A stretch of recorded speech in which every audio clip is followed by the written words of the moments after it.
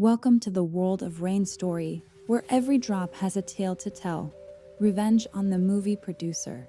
Please allow me to note well in advance, this story is not mine. In fact, it's a rather popular story in a town I once lived in, Savannah, Georgia, and centers around one homeowner who got royally annoyed with a movie producer. There will be a note at the end about the fellow this story is about, for those interested.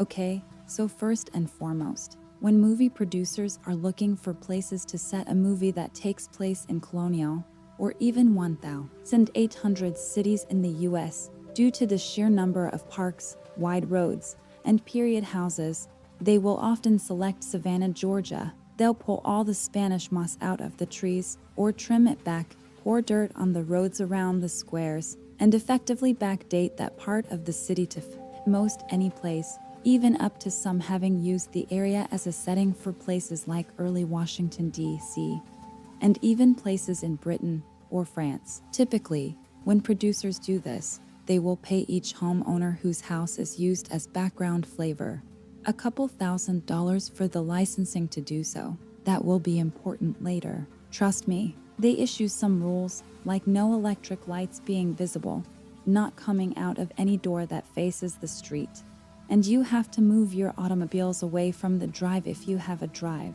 Well, 1979, a producer came from Hollywood with the intention of using Savannah for that very purpose. Specifically, the producer was from one of the big three-letter TV channels and was working on making a made-for-TV movie, talking about the events after the assassination of Lincoln and the subsequent accusations of the doctor present at his death. The production went to the city to seek permission, and then sent an announcement out to each of the homeowners telling them of the various days that the shoot was going to take place. However, much to their downfall, they also noted that the production company would not be compensating the homeowners for the use of their homes as backdrops. This was met with some great annoyance by the homeowners, who turned to the city for help, only to be told that it was their civic duty to allow the use of their homes. Most everyone agreed to this and bit their lips. One homeowner, however, didn't. He decided to get revenge on the production,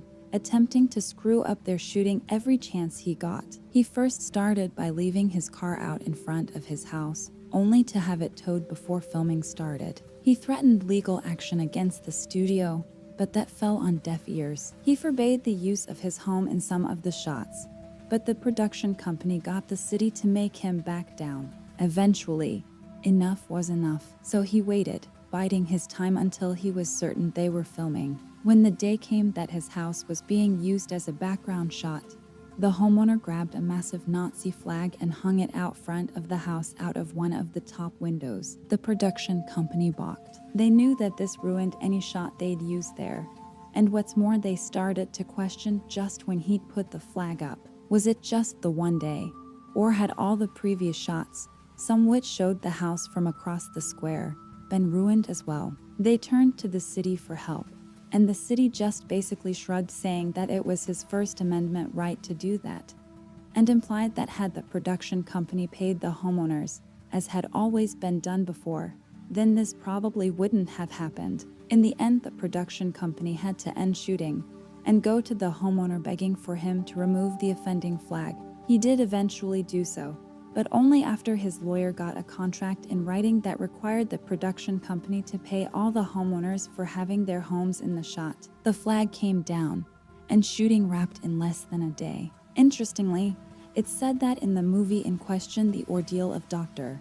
Mudd, there are several shots where you can see a bright red Nazi flag flying from one of the homes in the distance. That stunt cost a producer quite a substantial amount of money, and pushed production back at least a year while they tried to find every single instance that the flag flew in the background shots. This homeowner would go on to himself become very famous, though not for a good reason. Even so, he lives on among the legends of that city, both for his revenge against a movie producer and his later brush with fame. Second story: revenge on my producer for kicking me out of the studio.